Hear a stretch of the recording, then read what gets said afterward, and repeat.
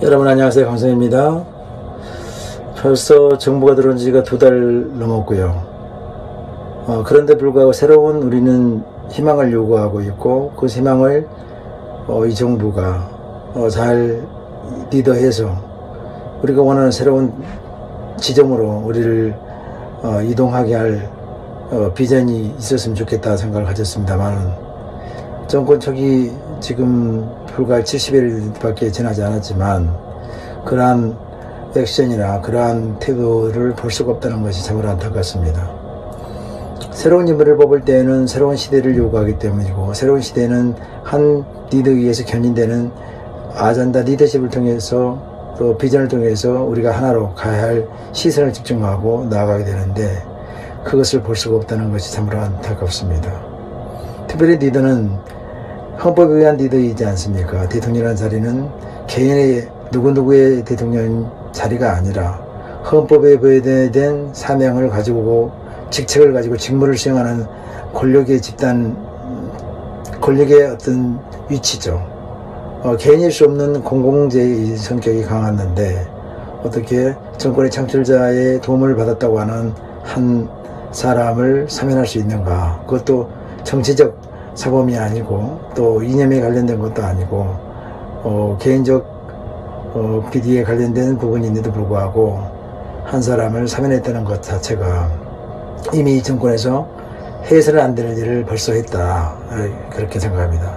아마도 가장 이 정권 초기에 가장 큰 리스크가 되지 않을까 생각해 보는데요. 자기의 세력과 자기에게 엄격하지 않은 그 리더는 어떠한 방법으로도 리더십을 형성할 수 없고, 그 리더십에 벌써 여우가 굴을 헐들 헐어진다는 것이죠. 리스크가 이미 발생됐다는 것이죠. 리더에게는 해야 될 일이 있고 안 해야 될 일이 있지 않습니까?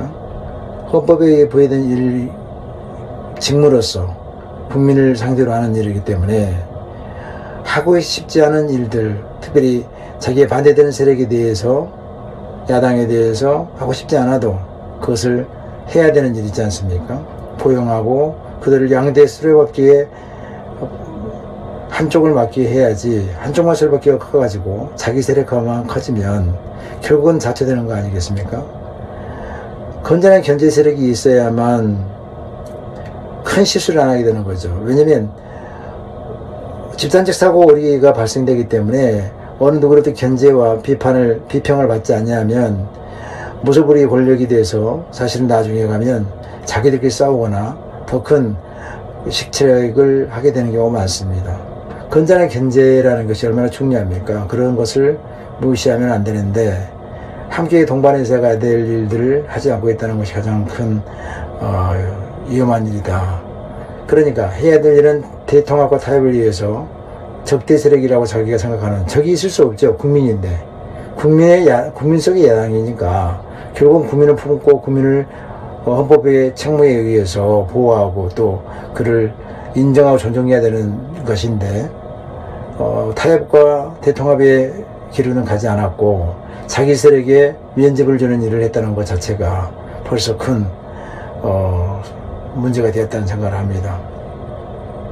또한 지금 우리 소상공인들도 소시민들의 삶이 너무 어렵지 않습니까? 이것은 대통령이 필두로 해서 위원장이 되든 어떤 방법을 통해서라도 이 일을 모든 조직이, 모든 관료들이 하나를 뭉쳐서 이 국가의 위난한 상황을 돌파해내야 되는데, 그것을 아직 잡지 않고 있고, 야당이든 또 다른 제세력들이 바라봐야 될 시선, 목표점을 정확히 지정을 안 해서 그 한 지점이 형성이 되면 설정하고 그 길을 지시하고 나가자고 하면 그것이 진리에 가깝고 공공선에 가까우면 어느 누구도 반대할 수 없잖아요. 그리고 그것은 바로 가는 길에 대한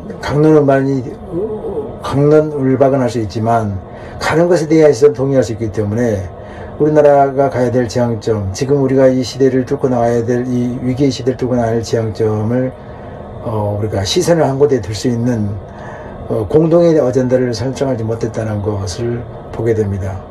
그러다 보면 중구난방으로 문제가 생기면 거기 갔다가 또 문제가 해결되지 않은 상태에서 또 문제가 발생되면 또 문제가 있는 곳을 가는데, 그럼 문제만 쫓아다니는 거죠. 해결을 못하고. 이렇게 되면 하나도 해결하는 것이 없는데, 저는 생각해 봅니다.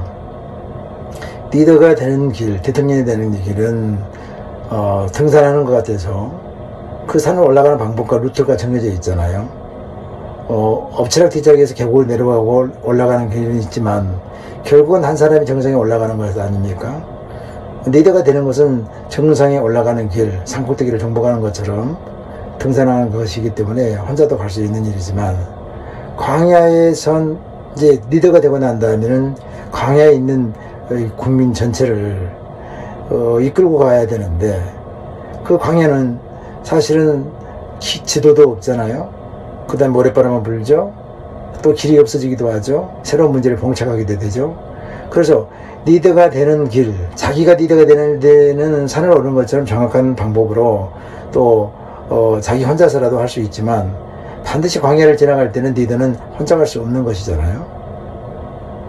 그 길은, 광야길을 헤쳐나가는 것은 선언적 경험도 있어야 되고, 또 길을 헤쳐갈 때 특별한 리더십, 불명확한 미래를 뚫고 가야 되는, 길도 없는 길을 걸어가야 되는, 늘 새로운 일을 만나는 그러한 아주 어려운 숙제이기 때문에, 그 문제를 풀어내기는 공동체에 함께 가지 아니하면 어렵고, 겸손의 리더십, 또 하늘의 순리에 따라가는 것, 진리에 따르는 것, 그리고 자기의 능력을 내려놓고 함께 그 리더를 세우고, 또 어려운 환경 속을 뚫고 나가는 그러한 겸손의 리더십, 또 자신의 약함을 공유하면서 타인의 우수한 것을 끄집어내고, 또 비전을 제시하고, 또 비전을 제시하면서 가야 할 방향을 정확하게 설정해내면서 가는 그런 리더십이 필요한데, 아직 그런 것들이 보지 않는다는 것들이 이 정권의 결론이 너무 빨리 나타나지 않을까 염려를 해봅니다.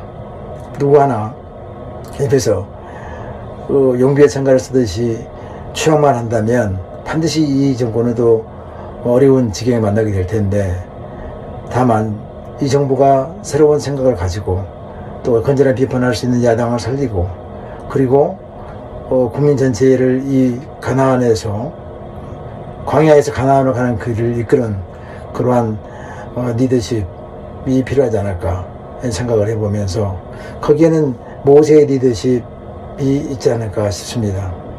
모세는 그 운변력이나 탁월한 지도를 발휘한 것이 아니었잖아요. 원래는 그런 능력이 있었음에 불구하고 40년 동안 광야에서 양을 키우면서 모든 것이 상실돼 버리고 말도 엉뚱해져 버리는 그런 상태를 가지고 리더의 길에 서서 그들과 함께 갔습니다.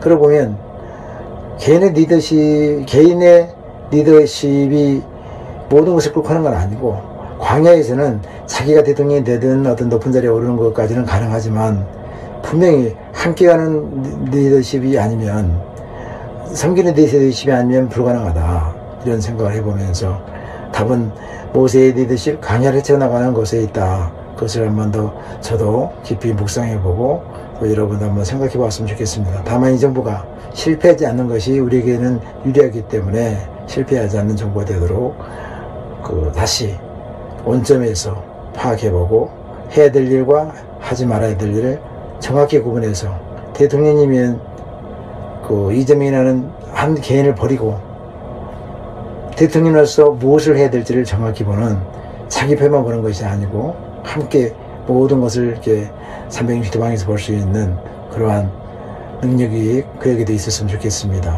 여러분, 안 되면 우리가 불행하지 않습니까? 잘 되는 정부 되도록 응원합시다. 그러나 그들이 정말로 그 다른 길을 간다면 우리는 저항할 수밖에 없을 것이다, 이런 생각을 합니다. 2025년 8월 18일 강성입니다. 고맙습니다.